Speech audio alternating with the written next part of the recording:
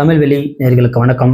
இந்த வீடியோ நம்ம என்ன பார்க்க போறோம்னா, கடந்த சில ஆண்டுகளாக பேசுபொருளாகி இருக்கிற புவி வெப்பமயமாதல் அப்படின்றத பற்றி பேச போகிறோம். புவி வெப்பமயமாதல்னா என்ன அப்படின்ற போல பார்த்துருவோம். புவி வெப்பமயமாதல்னா சூரியனிடமிருந்து வருகிற ஒளி கதிர்கள் பூமிக்கு பட்டு பூமி மீண்டும் அந்த ஒளி கதிர்களை அந்த வெப்பத்தை மீண்டும் என்ன பண்ணால் பூமி மீண்டும் சூரியனுக்கே திருப்பி அனுப்பும். அப்படி அந்த வேலையை அல்லது சூரியனிலிருந்து வருகிற புரோதா கதிர்களை தடுத்து நிறுத்துகிற வேலையை ஓசோன் படலம் செஞ்சுக்கிட்டு இருந்தது. நம்மளோட அபரிமிதமான கார்பன் டை ஆக்சைடு வெளியேற்றதுனால அந்த ஓசோன் படலம் விரிசல் ஏற்பட்டிருக்கு அல்லது ஓட்டை விழுந்திருக்குன்றாங்க.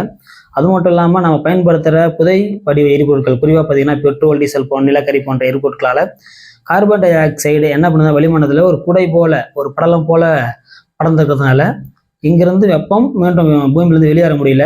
அப்படி வெளியேற வெப்பம் மீண்டும் பூமிக்கு இந்த கார்பன் டை ஆக்சைடு படலம் திருப்பி அனுப்புறதுனால புவியோட வெப்பம் ஆண்டுக்கு குறைந்தபட்சம் ஒரு 0.5 டிகிரி செல்சியஸ் ஆகுது உயர்ந்துகிட்டே வருது. இதனால என்ன ஆகுன்னு பார்த்தீங்கன்னாக்கா, துருவ பகுதியில் இருக்கிற பனிகள் உருகலாம்.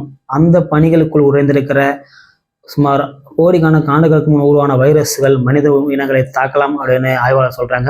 அது மட்டும் இல்ல, யோகான் அப்படின்ற ஆய்வாளர் என்ன சொல்றாரு அப்படின்னா, 2026ஆம் ஆண்டு அதிகமான வெப்பம் பதிவாகக்கூடிய வாய்ப்பு இருக்கு அப்படின்னு சொல்றாரு.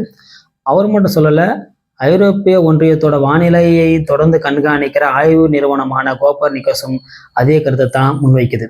அந்த அமைப்பு என்ன சொல்லுது அப்படின்னா, இந்த ஆண்டின் 2ஆம் பாதி எல் நினோவாக இருக்கலாம் அப்படின்னு கணிச்சிருக்கு. எல் நினோ அப்படின்னா என்னன்னா, மழைப்பொழிவு பருவமழையோட அளவு குறைந்து வெப்பத்தின் அளவு அதிகமாக இருக்குன்றதுதான் அந்த கணிப்பு. ஆனால் எல் நினோ அப்படின்னு சொல்லப்பட்ட 2025ஆம் ஆண்டே நமக்கு மழை பொழிவு இல்லை. எல் நினோனா ஒன்றுமே இல்லை, மழைப்பொழிவு அதிகமாக இருக்கும், வெப்பத்தின் தாக்கம் குறைவாக இருக்குது அப்படின்னு கணிக்கப்பட்டாங்க. அப்படி கணிக்கப்பட்ட ஆண்டிலேயே இந்தியாவுக்கும் தமிழ்நாட்டுக்குமான மழைப்பொழிவு கம்மியாக தான் இருந்தது. அது மட்டும் இல்லாமல் உலகத்தில் இருக்கிற எல்லா வானிலை ஆய்வாளர்கள் என்ன சொல்றாங்கன்னா, அடுத்த 6 மாதங்களுக்கு வெப்பத்தின் தாக்கம் அதிகமாக இருக்கும் அப்படின்னு சொல்றாங்க.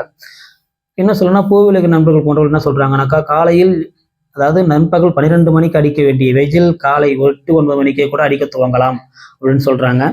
என்ன சொல்வதனால் அவங்க அந்த அமைப்பு என்ன சொல்லுதுன்னா, மனித இனம் ஒரு பேரிடருக்குள் சிக்கியிருக்கு அப்படின்னு சொல்றாங்க. அது மட்டும் இல்லாமல் இப்போ இன்னொரு தகவல் வந்திருக்கு. என்ன தகவல் பார்த்தீங்கன்னாக்கா, 1951 2012 வரைக்குமான காவிரி நீர்வட்டம் குறைந்திருக்குன்னு சொல்றாங்க. இது 2026 2050 இன்னும் ஒரு 3.5% அதிகரிக்கும் அப்படின்னு சொல்றாங்க. 2025 புவியின் வெப்பம் சராசரியாக 1.43 டிகிரி செல்சியஸ் அதிகரிச்சு இருக்கு அப்படின்னு சொல்றாங்க. அது மட்டும் இல்லாம உலகத்துல குறைஞ்சபட்சம் 88% மக்கள், அதாவது 120 கோடி பேர் பணியிடத்துல வெப்ப தாக்கத்தால் பாதிக்கப்பட்டிருக்கிறாங்க அப்படின்னு சொல்றாங்க. உலகத்துல கடந்த 3 மாதங்களில் வெப்பத்தால் பாதிக்கப்பட்ட 10 பெருநகரங்களில் மும்பையும் ஒன்று. இதனை தாக்கத்தை நம்ம எப்படி குறைக்கிறது? எல் நினோ துவங்கலாம். இனி வரும் காலங்களில் வெப்பம் அதிகமான தாக்கத்தை ஏற்படுத்தும். ஆகவே நம்ம என்ன பண்ணணும்னா, முடிந்த அளவுக்கு நீரை குடிச்சிட்டே இருக்கணும். நம்ம உடலுக்குள் நீர்த்தன்மை குறையாமல் பார்த்துக்கணும். அது மட்டும் இல்லாமல் தேவையற்ற வீட்டில் இருக்கிற மின் சாதனங்களை நிறுத்துவது கூட ஒரு வேளையில் நம்ம புவி வெப்பமயமாதலுக்கு எதிராக செயல்படும் நடவடிக்கை தான் நினைக்கிறோம்.